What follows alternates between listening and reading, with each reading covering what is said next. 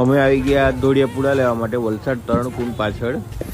કે આ લક્ષ્મીબેન જે ખરી તે સરસ મજાના પૂડા બનાવે ને પૂડા એકદમ સોફ્ટ છે ને ખાવાને બી મજા આવે છે. જેમ કે ચિકન મટન કે રસાવાળું શાક હોય તો અહીંયાથી પૂડા અમે ઘણી વખત લઈ જાય છે ને પૂડા એકદમ મુલાયમ છે ને ખાવાની બી મસ્ત મજા આવે છે.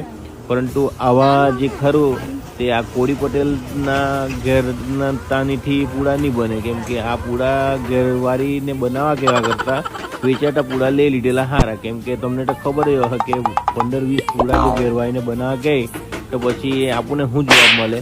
એટલે હારામાં હારી તમને આઈડિયા બતાવું કે જો તમને પૂડા ખાવાનો શોખ હોય તો વલસાડમાંથી આ ગઈને દોડિયા પૂડા લઈ લેવાના અને કોઈ જાતની મગજમારી ઘેરવાળી હાટે નહીં કરવાની.